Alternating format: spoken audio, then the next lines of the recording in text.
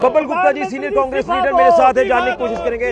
विजयपुर में आज आपने प्रदर्शन किया है नीट पेपर मामले को लेकर। हालांकि सदन में कल ये भी कहा गया कि इसके ऊपर चर्चा की जाएगी सरकार की तरफ से, लेकिन इसके बाद भी कांग्रेस पार्टी सड़कों पर है और आप जो हवाला दे रहे हैं जंतर मंतर पर प्रदर्शन का कि वहां पर स्टूडेंट्स के साथ ये किया गया, ये हुआ, लेकिन आपने दूसरी तरफ नहीं देखा कि यहाँ पत्रकारों को घसीटा गया, मारा गया और कहीं ना कहीं फोर्स के ऊपर भी हमला किया गया। आपको क्या कहना है इसको पूरे मामले को लेकर? देखिए, पहले तो मैं ये कहना चाहता हूँ यार, हमारा जो ये प्रदर्शन है आज, ये प्रदर्शन है जो 20 तारीख को हमारे नौजवानों पर अत्याचार किए गए, हमारी बेटियों को, बच्चों 16, 18, 20 साल की बेटियों को जिस तरह उनके कपड़े फाड़े गए और उनके प्राइवेट अंग तक को टच किया गया, जो मैं कहना नहीं चाहता था जहाँ, लेकिन मुझे दुख है कि मुझे ये कहना पड़ रहा है। और ये जो सरकार है, ये तानाशाही सरकार है, इसने जब नीट के 150 से ऊपर हमारे पेपर लीक हुए हैं और 750 नौजवान हैं, हमारे स्टूडेंट हैं, उनको अफेक्ट किया है, उनको इसका नुकसान हुआ है। तो अगर वो प्रदर्शन कर रहे थे पीसफुल तरीके से, आपने किसी के देखा किसी के हाथ में डंडा था, आपने किसी के हाथ में तलवार देखी, आपने किसी स्टूडेंट के हाथ में पत्थर देखे?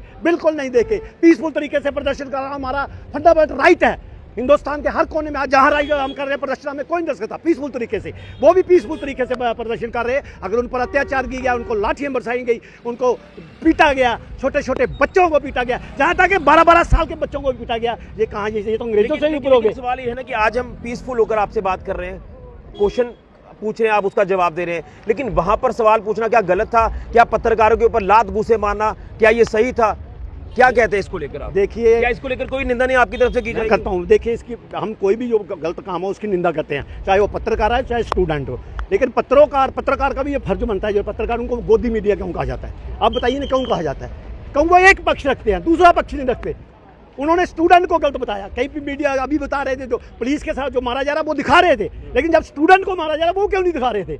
तो जब एक तरफा बात करोगे तो पत्रकार को भी थोड़ा समझना चाहिए कि ना। गुंडागर्दी तो वहां पर लगातार की गई, कुछ ऐसे तत्व थे वहां उस प्रदर्शन में। आप देखिए, ऐसा है कि आपको बताना चाहता हूँ, ये हमारे स्टूडेंट ने किया। आपने देखा सिविल ड्रेस में, पेंट कमीज में वहाँ लोग थे लाठियाँ लेकर, और जो यूनिफॉर्म में उनका कोई नेम प्लेट नहीं थी। ये उन लोगों ने पत्रकारों के साथ किया। हमारे स्टूडेंट ऐसा नहीं करते, हमारे स्टूडेंट समझदार थे, उन्होंने के साथ ऐसा नहीं होना चाहिए। इसके लिए हम चाहते हैं कि अगर किसी ने किया है उसको उसकी सजा मिलनी चाहिए, हर सूरत में मिलनी चाहिए। तो आगे क्या फ्यूचर कोर्स ऑफ एक्शन रहेगा? देखिए, हमारे जैसे कि हमारे प्रेसिडेंट करा साहब ने भी कहा है, हम भी आज ये कहना चाहते हैं, अगला हमारा स्टेप होगा लखनपुर से लेकर तक लोलाब तक। ठीक है, हम आप पद यात्रा निकालें, जैसे राहुल गांधी जी ने निकाली थी।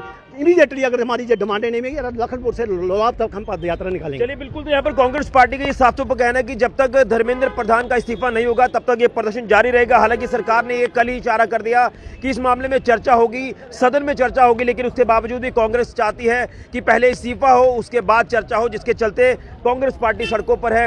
विजयपुर में आज कांग्रेस पार्टी ने नीट पेपर मामले को लेकर एक बार फिर से प्रदर्शन किया और एजुकेशन मिनिस्टर धर्मेंद्र प्रधान का इस्तीफा मांगा है। अब देखना यह है कि आगे आने वाले दिनों में क्या कुछ हालात इस पूरे मामले में देखने को मिलते हैं। फिलहाल जेके मीडिया।